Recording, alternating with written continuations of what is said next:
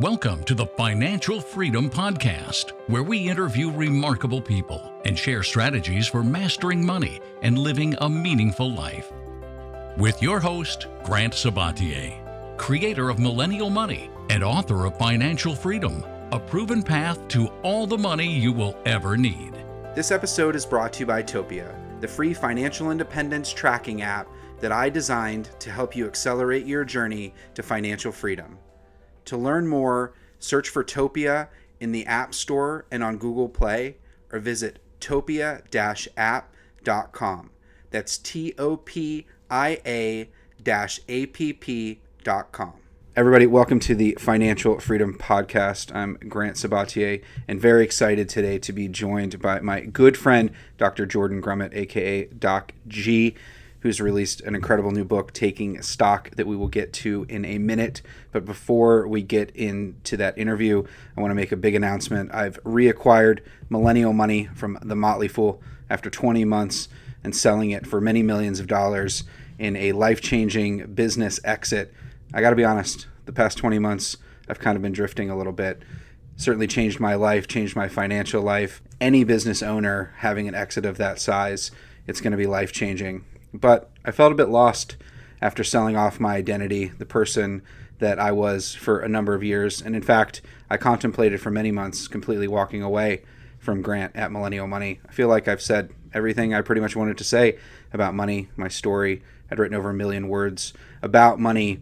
But one of the things that I really underestimated was just the fact that I can't go and take my book off of people's bookshelves. I can't remove my story from their lives. I got an email in January of this year from a woman who's my age, 37, in Missouri, who discovered my story about 3 years ago in a public library while just reading an article online. It stirred something in her, and she completely turned her life around and started a new career, ended up starting a side hustle, starting her own business, and now in the past 3 years, she's gone from living in her car to having over $250,000 saved. She just reached out to say thank you.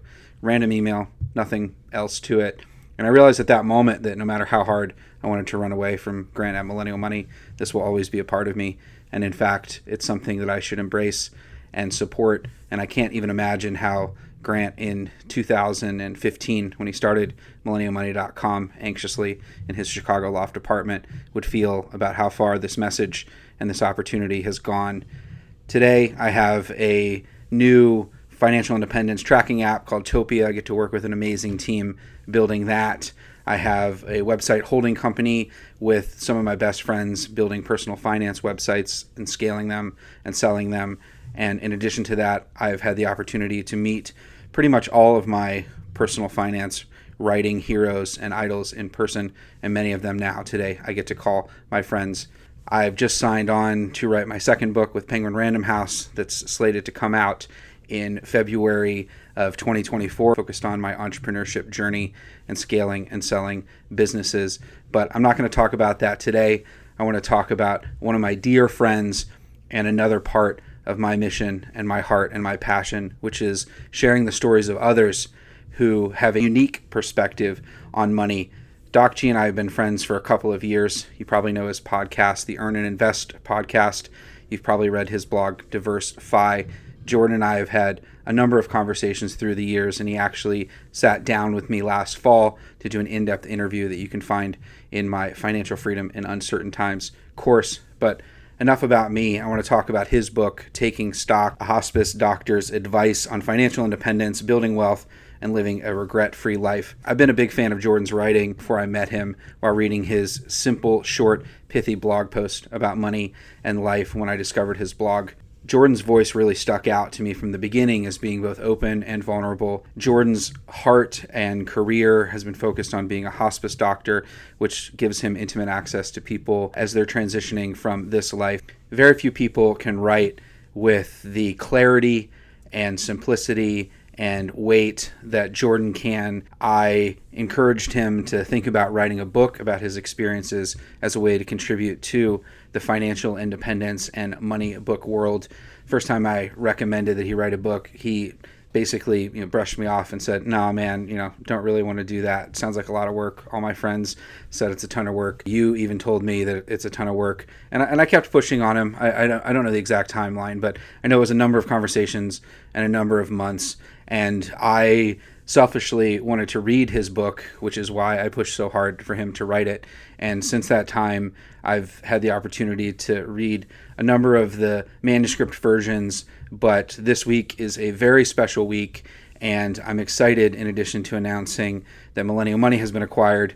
One of my dear friend's books finally is out. I've had the pleasure of reading it a couple of times now, but now you have the opportunity to check out Taking Stock. By far my favorite personal finance book that I've read in the past year, and very little of it is actually about money. I want to bring Jordan on the show to talk a little bit about his journey to writing the book. Welcome, Jordan, to the show. Thank you so much for having me. I want to share this fact that when you were on your hiatus from Millennial Money and you brought up this idea to me of writing a book, you really gave me two specific gifts, which I am very thankful for. One is you gave me permission to go after this goal of writing the book that really summed up all I had been thinking about being a hospice doctor, learning about personal finance, being a podcaster and a communicator. You gave me the permission to do something that I was deeply afraid of, and yet would have looked back at life and been sad if I hadn't done this. So that was one of the gifts. The other gift, more funny, is that you read one of the first drafts and were kind enough to tell me that it was crap, which is really important because you're real friends when they tell you the truth. And what eventually became the book, Taking Stock, grew so much from that first draft to the end. And I would have never got even close to being there without your support and your honesty. Yeah, I appreciate that. And it's such a joy to be a part of your story. To me, I really underestimated books, even though I've loved them my whole life. But to me, they're really alive. You create something and put it out, and it ripples into the universe and touches people in ways that you'll never know and you'll never understand. But in your heart, you can feel it. And I think it's one of those things, to your point, you don't want to look back and regret that you didn't leave it all on the floor. When I started writing about money in 2015, very few people were talking about money. And I was nervous to be so open and vulnerable with some of my first posts, really leading with my mistakes. And I'd already become a millionaire at the age of 30. But I was pretty depressed and unhappy, and really, had worked myself to death, at that point. But it makes me so happy today to see so many people talking about money in creative ways, being extremely open with their coworkers and their families and their friends. There's so many lessons that I want to dive into. Where does your story really begin? Death has always been a part of my life. And that's a weird thing to say, right? Because most of the time we spend all of our energy trying not to think about that moment in which we die. And yet at 7 years old, my father went to work when he was 40 and collapsed and pretty much died instantaneously. And so this became not something I feared because I already lived through it, but it became a lens in which I could start to look at life. And that was a really powerful thing. In a sense, I could have moved away. I could have tried to put myself into the same denial that most of us have our headspace in. But instead, I embraced it. I took on the career of my father. I entered medical school and volunteered in hospice my first week because I had gotten this sense that I had lived through this difficult, painful thing, and I could be in service to others by helping them walk through those same difficult roads. And so that's what I did. I mean, I didn't go after hospice right away. I think some of that was fear, fear of when you find exactly what you want in life. Sometimes you're scared of actually pursuing it. But eventually I came back to that in my professional career, but also developed an interest in money because, money helps give us some of that power. It's one of those tools that lets us look through how we're spending our daily activities and then choose what has most value. And I was finding that my day-to-day practice of medicine was starting to lose value. I was starting to burn out, and that I was accumulating enough of this money that I could start deciding how I wanted to spend that time. So I delved into the world of personal finance, But in that same strange way of walking with the dying, I wanted to walk with the people who are struggling with money, the people who are drowning in debt, or the people who had gotten to a place of financial security but found themselves lost because this goal they had spent so much time fighting for only fulfilled one problem, which was their money problem, but didn't really take care of the rest of their life problems. And so I saw a connection that I had felt with the dying, also with the living. Like, why can't we meet people when they're not as far along the pathway and start dealing with their fears and their anxieties and helping them live a life that feels valuable today, regardless of when that, quote unquote, scary time comes where they're told that they have a terminal diagnosis. So we know that time is more valuable than money. Why do you think people make so many trade-offs for money in their lives? I think it's easy. Money is low-hanging fruit. The answers are simple when it comes to money. I'm not saying they're easy, right? Making a lot of money might not be easy for you, but you know how to do it. Like, this idea of how to side hustle. We know how to get a good job. Maybe we need some education in there. We know how to negotiate for a higher salary. These things are knowable and they're manageable. And it's much easier to think about things like that than to start grasping in these ephemeral concepts of purpose and identity. Like, who am I and what has meaning for me? That's scary stuff. And so the corollary when we talk to time is, what things are we going to put in those time slots? Because time we have no control over. It passes no matter what we do. So how are we going to start doing purposeful things during that time? And that's a really hard thing to ask yourself. It's much easier to look at money and set up some goal of a certain net worth and decide that's what's going to keep you engaged from day to day.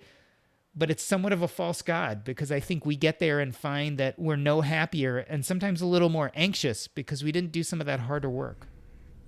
One of the things that really stuck with me from the first reading of Taking Stock is this idea that you recognize that people tend to die the way that they lived. What do you mean by that? It's a saying we have in hospice, and everyone is concerned, am I going to die a peaceful death? And often I say, well, have you lived a peaceful life? And the reason why is often those anxieties, those personality traits, those fears and worries, we carry through to us and with us, even when we're told we have a terminal illness. Very similar to financial independence. Like, you don't become a totally different person the minute you have enough money. You still have the same personality traits. You still have some of the same fears and anxieties. Just money is not one of them. Same thing happens when you're dying. And so it almost, I hate to say it, makes sense that if you're afraid of having a horrendous death, probably the best thing you can do to keep yourself from having that horrendous death is to start getting your life in order now. If you create a peaceful, content, happy life, most likely your death will also follow. I want to talk a little bit about transitions, because in your own story, when you realized that you were financially independent, you started making some changes in your life. And I'm asking this through the lens of, by the end of my time being Grant at Millennial Money, I was so relieved to sell off that identity, to get the big payout, to no longer have the responsibility that came with that label. I feel like you felt the same way a bit about being a doctor when you made the transition full-time into hospice care. Can you talk a little bit about your identity and how you made that transition? So we could look at it in one of two ways. Either I was not brave enough or I was more cautious, right? Because in a sense, you kind of made the deep dive and you said, I am walking away, and you were ready to let go of that identity completely, or at least mostly. I don't think I was that brave. I had lived this life of identity and purpose of being a physician. And part of the reason it was so disconcerting to realize I was financially independent is I realized I could do exactly what you did, which was completely walk away. But I didn't know how. I didn't know how to let go of those pieces of me that were still connected to being a doctor. I didn't know how to let go of that connection to my father that by the time I was in, my 30s and early 40s was just a wisp of a connection with this father who died when I was just 7 years old. So I did the exact opposite.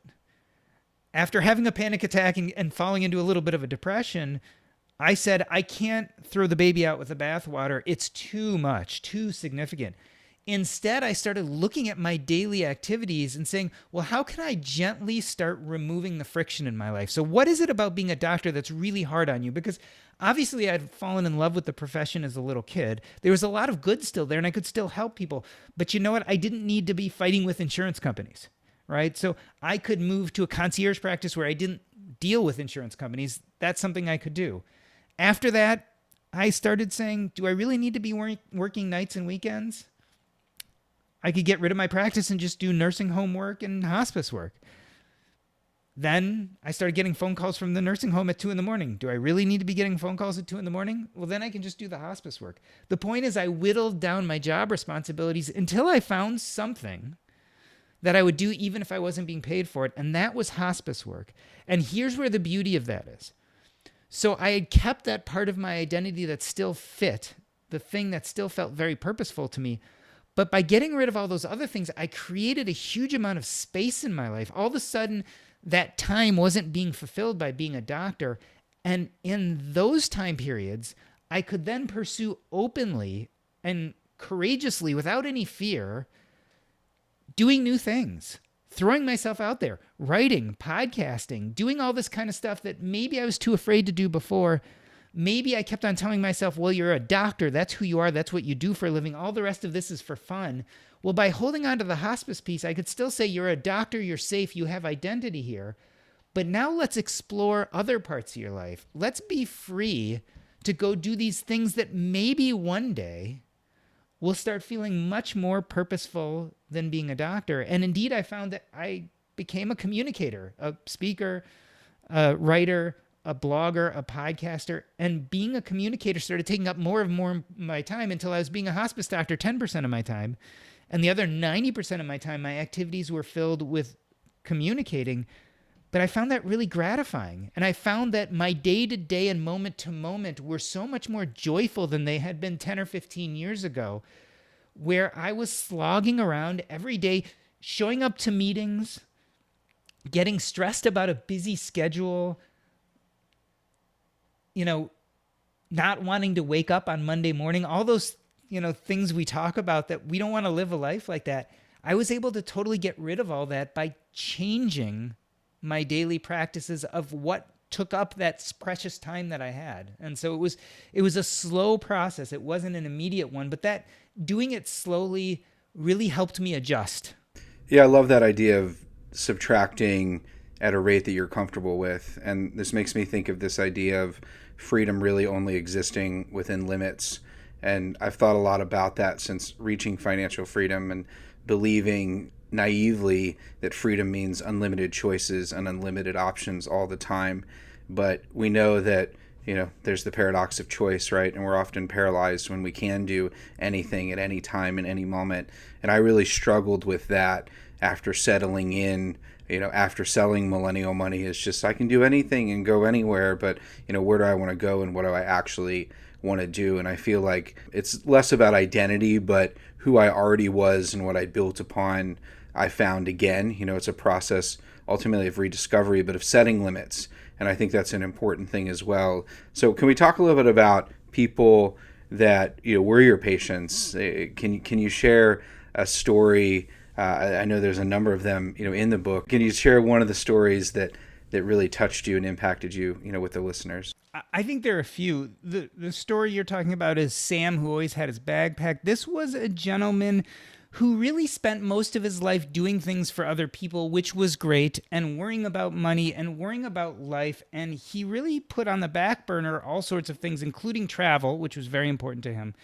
And when he got his terminal diagnosis, he kind of looked at us with a wry grin, and his girlfriend at the time was like, what are you laughing about? And he's like, I'm going on the road. And he was lucky enough to be one of those terminally ill patients that actually did have some energy. And every time we tried to call him from the hospice team or tried to set up a visit, he'd be gone. I mean, once we called him and he's like, his girlfriend was like, he's in New Orleans. He's at Mardi Gras. And when his girlfriend eventually did come to his house the one day and found that he had passed away in bed, there was a fully packed bag sitting right by his bed with a brand new pair of shoes, etc. he always had his bag packed. And I love this kind of metaphor that dying even for him was probably the next journey, and he wanted to make sure he was ready. And it made me think a lot about how we live our lives, and are our bags always packed? And so no, not necessarily are we ready to die, but are we ready to live? Like, are we ready for those fortuitous things that come our way? Is our bag ready to just grab and go? And in a lot of ways in my own life, I realized I wasn't, that I hadn't been prepared for the beauty and the experiences and the things life throws at us. I want to contrast that to another patient who is very special to me, a guy named Ernesto.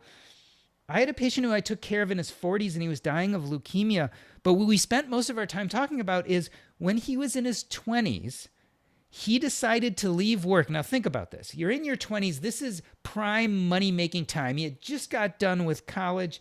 He was at the top of his education. He was in a great job. He was making a lot of money. He took a year off to train and then go climb Mount Everest. And I'm thinking about him dying in his 40s, and what had happened if he had put that off, right? What if he had said, you know what, I'm too young, I don't have enough money, there's this thing called opportunity cost. If I make a lot of money now, I invest it, it's going to compound, it's going to be worth a lot. What if he had put it off until his 40s and then got leukemia? He didn't. And so what he used to do is regale the hospice team with all these stories of being up on the mountain. And you know what? He made it about halfway, the weather changed, and he never actually summited Everest. But interestingly enough, it wasn't whether he made it or not. It was that there was this thing that was deeply purposeful to him, and he pursued it. It wasn't whether he succeeded or failed, because in a sense, he failed. But that's not what stuck with him. And I think a lot of us carry those fears around. Let's contrast Sam and Ernesto. Sam waited to the end of life. And then once he was told he was dying, he had to do something called the Deus Ex Machina. It's the unexpected plot twist that fixes everything at the end. And thank God he felt good enough to do that. So he got to go take a bunch of those trips. He got to have his bag packed so that when he died, he got to experience some of those things that were really important to him. But maybe we'd be better if we were more like the Ernestos in the world. I don't want my family, friends, or the people who read this book to have to wait for the last minute plot twist. Like, what if we could prepare for our lives now? What if we could look at purpose in the face and start living it now so that we don't have to do these crazy things on our deathbed? Don't get me wrong. Crazy things on your deathbed are great too. And I love when a plan works out and where life issues are resolved at the last minute. But I think in this situation, I'd still rather be the Ernestos of the world, the ones who are thinking about it in their 20s, who are living life to its fullest now, so that they'd be ready to die tomorrow or in 4 decades. When we talk about money and being mindful and building a relationship with money, really at the heart of that is this idea that we're always changing, often, without us noticing it. Certainly I can look in the mirror and notice that compared to 6 months ago, I have a lot more gray in my beard, like you. But at our heart and soul level, perhaps our dreams and our desires and the trade-offs that we're willing to make, we might not be willing to make again. And I was touched by this concept of the life review in your book. And you mentioned how, as someone is, close to dying, in order to help them prepare, you walk them through this life review. But a big takeaway from your book is that we should be continually doing this life review with some regularity. Can you talk a little bit about what a life review is and how someone can do that today? So I love to do the 1-sentence life review just to give you a taste of what it is. It's a basic visualization. So what I say is, picture that you are on your deathbed bemoaning your life and saying, I really regret that I never had the energy, courage, or time to, and then you fill in the blank. So that is a very, very simplified version of what a life review is. A life review is actually a much richer process where you look back at your life, good and bad. What did you achieve? What didn't you achieve? What were those relationships that were important to you? What did you fail at? Why did you fail at it? What are your hopes for your family and your friends? What are your hopes for your future, even if that may be weeks or months? It's a series of questions that helps you structure your life as a vision, and then you get to decide what parts of that vision you are happy about and which you aren't. again, it's a very powerful thing when someone's dying. And if we're lucky, we might be able to soothe or assuage some of those more unhappy occurrences people had during life by fixing them when they're dying. But think about how powerful that would be if we could start doing those things when we were young. We could do this life review. We could look at what we feel works and doesn't work in our life, what we're inadequate at, what are our dreams that we're pushing away because we're too afraid. And then we could start addressing that now. And just as you were saying, we change over time, we evolve. And that's why there has to be somewhat of a repetitive nature. What you think is purpose to you when you're 25 might be very different than what you think is purpose as a 40-year-old or a 60-year-old. There's nothing wrong with that. In fact, that's beautiful and wonderful. Like, we can explore these new parts of ourselves. We can integrate life experience and rewrite that narrative we tell ourselves about our life and then adjust and pivot. I just think it's a wonderful thing. And I think it's a wonderful thing to do on all aspects of our life. So there are financial aspects, and we can do a financial life review. But if we just solely stuck to finances, I think we'd be missing a lot. And that's why those relationships, that sense of meaning and purpose, all of these questions about not just your finances, but about your life in general, it's important to revisit those. And I think that's how we grow and learn. Yeah, I think people have an irrational level of fear when it comes to their career and often money. And we tend to believe that we have a level of control in our life that really we don't. A pandemic can come, anything can happen. And I think that people are often stuck between that, an illusion of control and a rational level of fear. And we just kind of live our life, in that sort of middle space.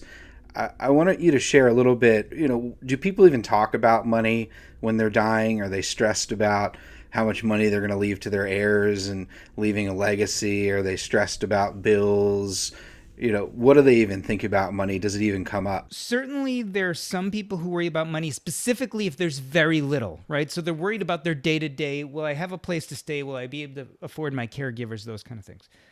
Believe it or not, also, people who tend to either be wealthy or have lived pretty good, fulfilling lives tend to think about their monetary legacy just because they realize that their time is short, but their kids and their grandkids and their great-grandkids are going to be on this earth for a long time, and they want to make sure that they've at least left something for them. But above and beyond that, no. I mean, people don't tend to think about, I wish I had made it to a certain net worth and not got there. Most people don't regret that they didn't work at jobs more, right? They regret that they didn't work at hobbies or that they didn't work at these big goals or even bucket list items. But very few people say, I wish I had spent more hours in the office. So money is talked about when it's a necessity, but usually that's about it. Usually it's more about the people and the things that were important to us and the achievements and the goals and what really felt like purpose in our lives. That's what people really spend as much time thinking about as possible when the end is near. Do they think about legacy at all? And I'm saying that through the lens of legacy is something that I have a complicated relationship with. It's one of these things that it's very difficult to imagine your life and the world continuing to move as it does after you're gone. And legacy, for some reason, is there's a lot of weight to it, and I think that word's thrown around a ton in the financial space and the financial services space, right? Every other ad you see is leave a legacy, prepare for your legacy. What is your legacy? Do people think about that when they're dying or as they're doing this life review? And, to add to that, do you think about it? I think people definitely think about legacy. Strangely enough, again, there's a subset that think about their financial legacy. But usually, even when they're thinking about their financial legacy, it's more of, I'm leaving this earth and my body no longer goes on, but will the core or piece of me that I feel is important go on? And that's really what legacy ends up being. It's, will you be remembered by the people who loved you? Will the world be different because you were there? And so I think that's what really legacy is about. And so people think a lot about that. An interesting question is, how do I think about legacy? And I've really been struggling with this because one exercise I like to do to make me think about legacy, and specifically my own sense of self-importance, is I imagine 1,000 years from now, there will be no one who knows my name. Probably all my accomplishments won't really matter anymore. And in a sense, my existence will be gone. And I try to think, well, how does that make me feel? And if that makes me feel sad and unhappy, I start to think about maybe I'm concentrating on the wrong things because I don't have a lot of control over that. But what I do have control over is those people that are in my vicinity. Like, I can be there for people who are family and friends. I can impart whatever wisdom that I have on them. I can allow them to impart their wisdom on me. And like a stone falling into the ocean, we might not make much of a splash, but the ripples can carry on farther and farther. So if I can bring up good kids and I can love my wife really well and I can be a good son and I can be a good friend, and when my friends need me and call, I can be there for them, those are those ripples that I think carry on farther and farther. And long after the rock is forgotten, those ripples are still going down through the ocean. And so that's my understanding of legacy. So I've really tried to impact the world locally more. And in a sense, I'm somewhat giving up on this idea of global impact. Not totally. I still like the idea, for instance, that this book could go out there and affect people on a more global level. But I think it's much more infinitely controllable, that I don't know whether my book is going to reach someone in another country or is going to still be readable in 15 years. But I know that if I walk down the street and I meet a homeless person and they're hungry and I go in and buy them a sandwich and sit with them on a park bench and chat with them for an hour and eat, I've affected a life. And that has impact. And I can control that. That is infinitely controllable. And so me personally, that's how I've started to think about legacy. Everyone go pick up a couple copies of Taking Stock. Give them to people that you love, that you want to have deep conversations with. Encourage you to meditate on Jordan's work and his lessons, because they are very profound lessons. They're at the root of what it means to be alive in this moment and in this time and be human. Hope you have a good day, no matter where you're listening to this, and I'll see you soon.